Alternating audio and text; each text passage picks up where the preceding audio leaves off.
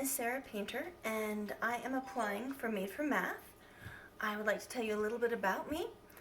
I am a licensed elementary school teacher in the state of Utah. I've taught 3rd grade and I've taught 5th grade. And then for the last 2 years, I've been the assistant director of two Kumon centers in Salt Lake City.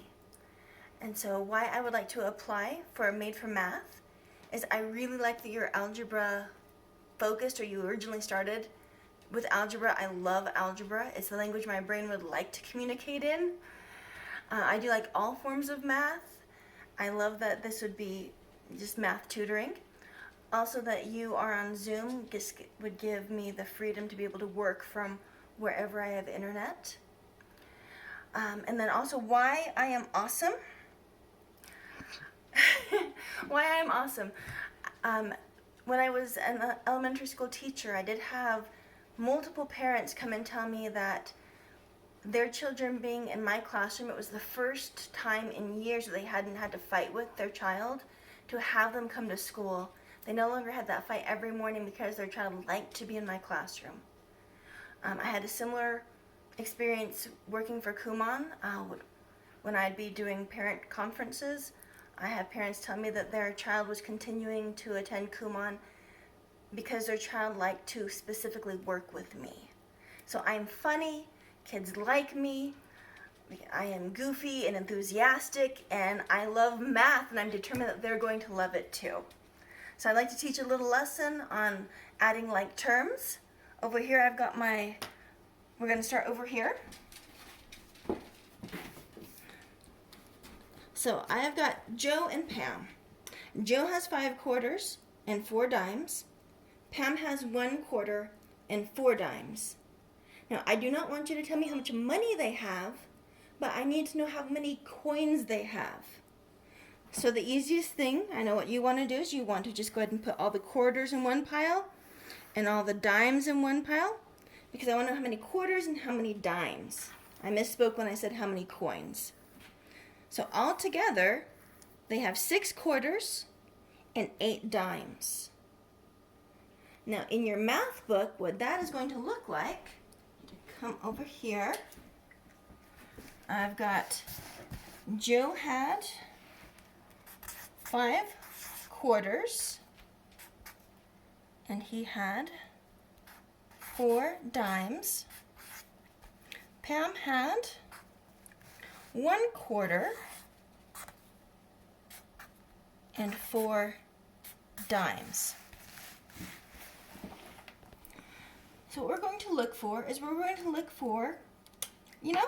same thing. We want to add quarters and quarters. Now whenever you see a variable without a number in front of it, what I used to do is I would always just go ahead and write a 1 in front of it. Until your brain starts to automatically think that there's a 1 there, go ahead and write a 1 in front of that if it makes it easier for you. So I'm going to add the numbers, my quarters together. So I've got 6 quarters. And then I'm going to add my dimes.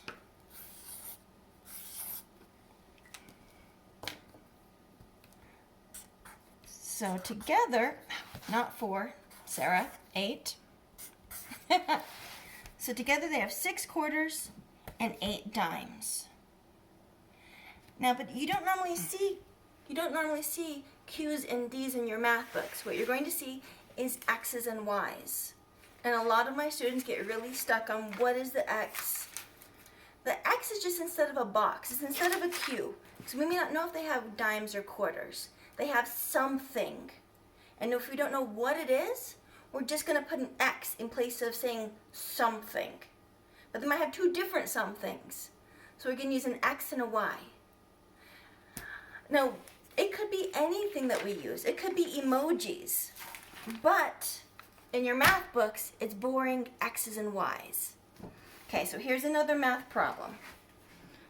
I've got, so instead of a Q and a D, instead of dimes and quarters, it's going to be a something. So I'm going to use an X and a Y. So I've got 4X plus 3Y minus 2Y plus 7 x. It's in a little bit different format. So our very first thing, we're going to look for the numbers that have got the same variable, the same letter with them. I'm going to find all of my x's. So this is 4 plus 7. So 4 plus 7 would be 11. Remember your variable, x. Now those are done. Find your y's. Now this is 3 minus 2. Now that would be a 1. We don't have to write a 1 as a coefficient with our variable, the number with our variable. So I'm going to just put a plus y.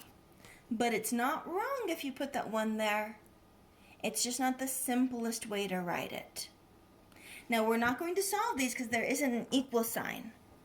We'll do that in a later lesson. When we've got an equal sign, we'll figure out what our y's and our x's mean.